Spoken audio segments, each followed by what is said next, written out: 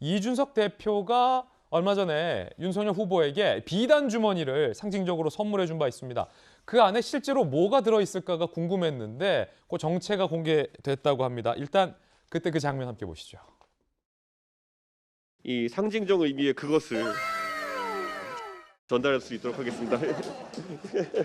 고맙습니다. 예, 집에 가서 열어보십시오. 네, 언론 사진 촬영용으로 안에 신문지 들은 거고요. 예, 그랬을 것 같고.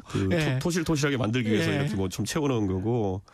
그 내용들이 대부분 선거 전략에 관한 것들인데 예. 젊은 세대에 다가설 수 있는 선거 운동 방법이라든지 해야 될 것들을 잘 정리해서 후보들에게 전달했는데 예. 첫 번째 비단 주머니에 해당하는 숙제를 어제 후보가 열심히 해가지고 전달했습니다. 뭐 아마 선보이지 않을까 싶습니다. 자, 이준석 대표의 비단 주머니 실체는 무엇일까요? 함께 보시죠. 일단 저기 들고 있는 윤석열 후보가 들고 있는 연보라색과 분홍색의 복주머니, 비단 주머니 안에는 동아일보 신문이 들어 있었다고 해요. 동아일보 신문을 이렇게 동글동글하게 예쁘게 접어서 복주머니에 넣어서 전달했다라고 합니다. 신문은 동아일보를 봐라. 이런 뜻인가요? 아닌가요? 그냥 당대표실 동아일보가 있었던 걸까요? 잘 모르겠습니다. 어쨌든 저기 안에 동아일보가 들었었다고 하고, 그럼 실제 첫 번째 전략은 무엇일까? 이게 중요할 텐데, 대선 기간 중 포털에서 댓글 조작, 드루킹, 그렇죠? 드루킹, 김경수 지사 유죄받았잖아요. 저 댓글 조작 또 있을 수 있다. 이준석 대표는 이렇게 봤습니다. 킹크랩을 잡는 크라켄, 저거 신화에 나오는 그 문어 괴물이잖아요. 킹크랩 같은 거 잡아먹는 크라켄 프로그램을 개발해야 된다. 첫 번째 비단 주머니의 전략이라고 합니다. 이준석 대표는 여론 조작 일삼는 여당에 대응하는 우리의 온라인 사드다, 방어책이다라고 답변했습니다. 크라켄이 뭘까요? 댓글 조작 대응 프로그램이라고 하고요. 14일 출범할 예정이라고 합니다. 윤석열, 이재명 등 주요 키워드로 관련 기사 및 댓글 실시간 수집 분류하고 이상 동향을 분석한 뒤 필요시 중앙선관위의 신고 절차를 밟는 구조입니다. 한 번 당하지 두 번 안 당해야겠다. 이준석 대표는 이렇게 얘기하기도 했는데, 김병민 대변인님, 요즘 뭐 이 대표랑 윤 후보 사이가 그 어느 때보다 상당히 좋아 보이는데, 이 크라켄 전략에 대해서 실제로 전달받은 겁니까, 후보가? 지금 이준석 대표가 먼저 얘기를 좀 꺼냈던 것 같고요. 일부 언론에 보도가 됐던 건 이준석 대표의 아이디어를 구현할 수 있도록 도움을 줬던 게 바로 디지털 정당위원회의 이경 위원장입니다. 이영 위원장이요. 이경은 아까 저 반드시 아까 이경 반드시 토큰 지나갔으니까 좀 잊으세요. 반드시 잊으세요. 디지털 정당위원회 위원장이 이 관련된 내용 이 분야의 전문가이기도 하고요.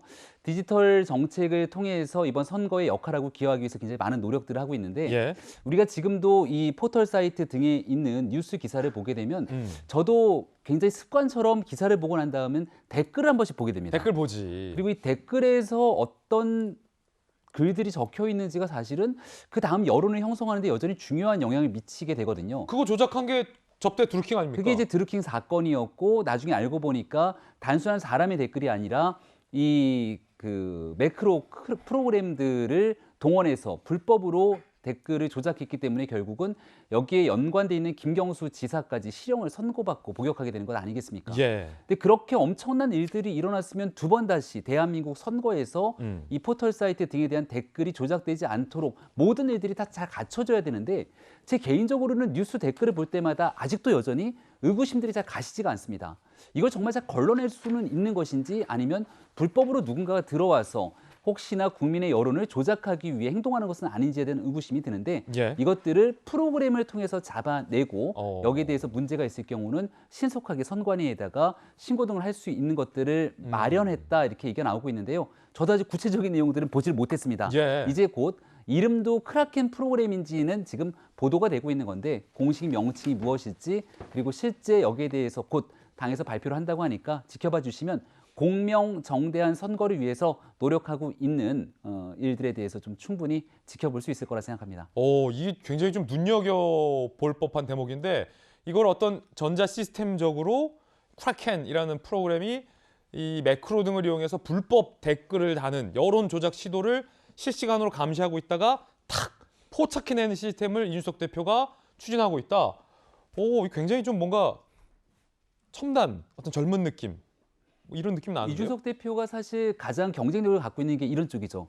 하버드 대학에서 수학하면서 공부했던 전공 분야도 컴퓨터에 관련된 내용들이기 때문에 예. 아마 지난 전당대회에서 이준석 대표를 당대표로 뽑았던 많은 국민의힘 지지층들 입장에서는 이런 젊은 감각 또 시대 상황에 맞추어서 특히 대통령 선거의 불법적인 일들을 뿌리 뽑으라는 시대적 과제들이 주어졌을 텐데 이게 실제 구현되게 된다면 정말 첫 번째 비단 주머니로 전혀 손색이 없을 것 같다는 생각이 듭니다. 그 후보께서는 그 안에 들어있는 동아일보 신문 기사는 봤습니까? 저는 사실 저 비단 주머니 건넸을 때 같이 옆에 있었거든요. 예. 초창기에는 저 내용이 잘 보도가 되지는 않았습니다. 근데 신문이 꼬깃꼬깃 들어가 있어서 나중에 저 안에 들어간 게 신문이었다라고 하니까 예. 해당 언론 관련된 언론에 있는 많은 기자분들이 연락이 와서 혹시 어느 신문이었냐고 물어봤는데요. 동아일보를 즐겨봤다는 얘기기도 하고 또 동아일보를 꾸겨서 넣었다는 얘기일 수도 있기 때문에 그거에 또 구겼다는 의미를 넣어요 거기다. 이준석 대표가 바로 이 돌직구쇼에 사실은 오랜 기간 동안 또 같이 한식으로 활동하지 이 않았습니까? 대표는 저희 돌직구 멤버 출신이죠. 네, 그래서 동아일보에 대한 애정이 또 남다르지 않았을까 싶습니다. 예, 반드시 그래야만 합니다. 자, 첫 번째 윤석열 후보의 행보에 관한 이야기 분석해봤고요.